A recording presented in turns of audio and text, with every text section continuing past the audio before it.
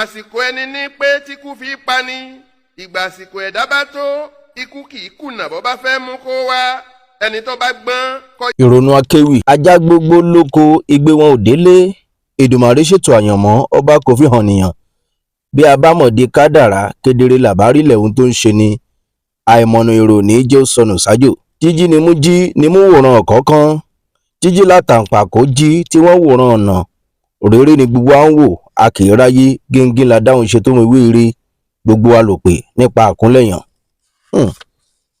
Olanrewaju Adepoju ògbóǹtarìgì akéwì eléyìí tó ń ṣe dáadáa nígbà ayé ẹ̀ bàbá náà jẹ́ pé Ọlọ́run dolóògbé a lè gbàgbé rẹ̀ o. Olanrewaju Adepoju gbajúgbajà akéwì ọmọ Yorùbá àtàtà eléyìí tó jẹ́ pé ó ń fi èdè Yorùbá ó fi ń gbé àṣà àti ìṣe wa lárugẹ. Ẹ gbọ́ kí ni tẹ́yin mọ̀ nípa gbajúgbajà akéwì ni Olanrewaju Adepoju bàbá tó dolóògbé lọ́jọ́ àìkú ọjọ́ 10 oṣù kejìlá ọdún 2023 ní nǹkan bí aago 7 ní àṣálẹ́ tí wọ́n sì ti sin ní Monday December 11th 2023 ní ìlú Ìbàdàn. Ọmọ bíbí ìpínlẹ̀ Ọ̀yọ́ ni Olanrewaju Adepoju ń ṣe o. Gbajúgbajà akéwì eléyìí tó gbajúgbajà ní orílẹ̀-èdè Nàìjíríà nílẹ̀ Yorùbá lásìkò tó ń bẹ láyé. Kọ́lọ́mbà adẹlẹ̀ fi èèyàn rẹ̀ o. Ìgbà láyé bọ́mọ tuntun bá délé ayé wọ́n á máa wò rírí ayé bí ìgbà yí bìrì pé wọn kì í mọ̀ yàtọ̀ bí wọ́n bá fẹ́ sunkún wọ́n á fọmọ́ sí wọn lẹ́nu wọ́n á pẹ̀jù sí wọn lọ́kàn láìjà.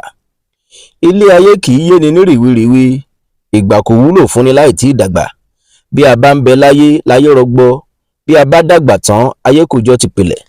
Ògbóǹtarìgì gbajúgbajà akéwì ni eléyìí tó jẹ́ pé ó gbólẹ́nu ó dáńtọ́ púpọ̀ kò sẹ́ni tí ò lè kojú ń gba ayé rẹ̀.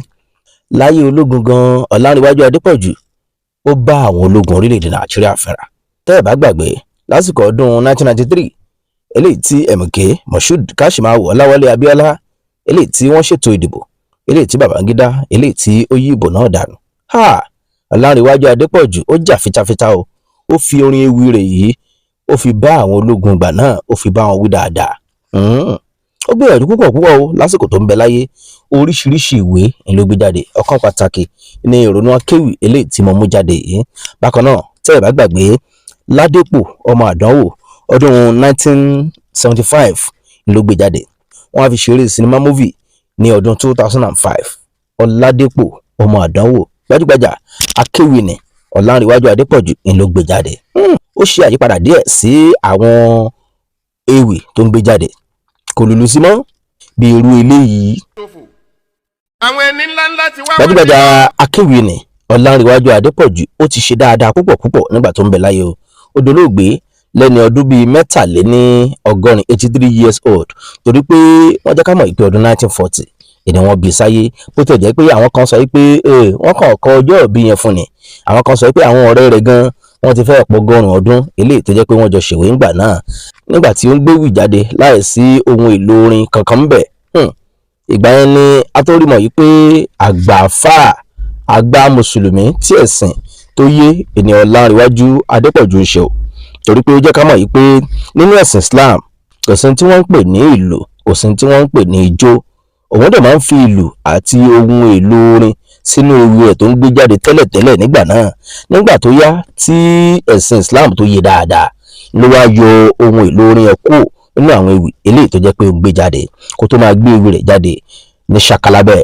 Ògbóǹtarìgì akíkanjú akọni níwájú ológun akọni níwájú ìjọba alágbádá Olanrewaju Adepoju ó ti dolóògbé ó ti wọ káàlẹ̀ sùn lọ kọ́lọ́ ọba mi òkè kó bá ní tẹ̀ sáfẹ́fẹ́ rẹ̀ o.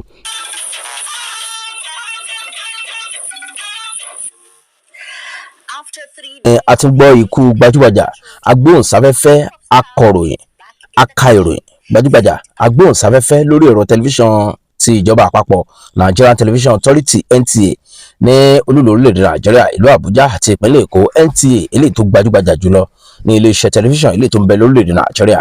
Ọ̀kan pàtàkì lára àwọn tí wọ́n ti ṣe dáadáa sí iléeṣẹ́ tẹlifíṣàn ti ìjọba àpapọ̀ NTA yìí ni arábìnrin Aishat Bello Mustapha ó jáde láyé ó dolóògbé ó sì ti wọ káàlẹ̀ sùn lọ.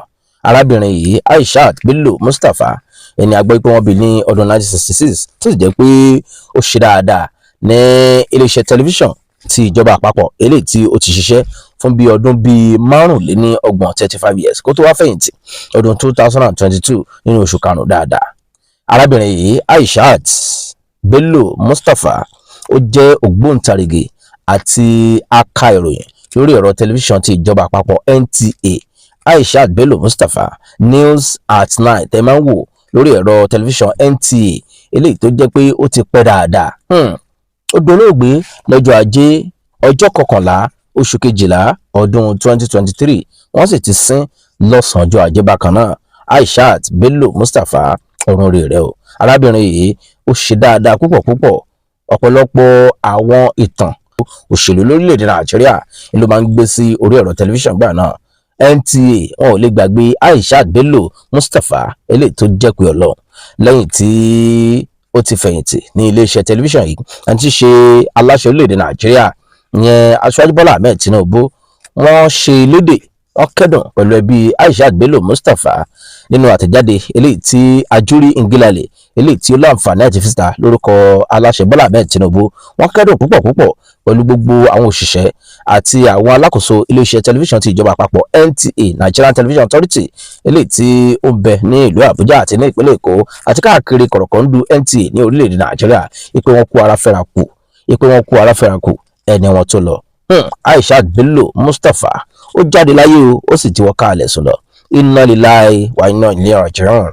Kọ́lọ́mbà ni tẹ̀ sí afẹ́fẹ́ rẹ̀ àlùjànnà onídẹ̀ra ẹni kó bá a fi Aishat Bello Mustapha sí àti Olanrewaju Adepoju àti Aishat Bello Mustapha àwọn méjèèjì kọ́lọ́mbà wà tẹ̀wọ̀n sí afẹ́fẹ́ rẹ̀. Ẹ wo kò sẹ́ni tí ò ní kú, kò sẹ́ni tó kó bàbá rẹ̀ ò ní dìgbòrò.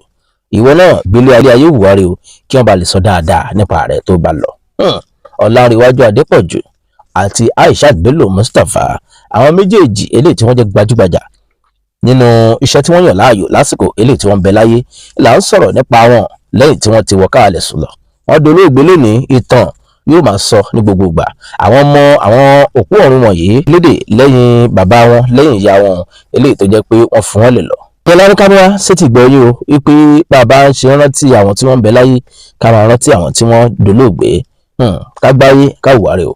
Ẹlẹ́mẹ̀wò ẹ kú kalẹ̀. ikú náà ló máa ń pọba Ṣàgámù, bíkú ti ń pọba Ìwé Adó Èkìtì, dájúdájú ikú ń pọba Àkúrẹ́, bíkú ti ń pọba Ìbò ló ń pàgàtú, bíkú ti ń pọba Fúlàní ló ń pa àwọn ọba Haúsá, dájúdájú ikú jẹ́ dandan, bíkú ti ń pa àwọn ọ̀kẹ̀rẹ̀ ló ń pa gbogbo asẹ́yìn bọ́ bá tásìkò. Ìgbà kan ò lólé ayé gbó, bíkú ṣe ń pọ lọ́fà ló ṣe ń pọba Àkòròdú, bíkú ṣe ń pọ lọ́wọ̀ ló ń pàjòyè yíkáyíká, bíkú ṣe ń pọ lọ́tà gbogbo àṣẹ ọba alágbára gíga ni. Ikú tí ń pọba Bàdágìrì.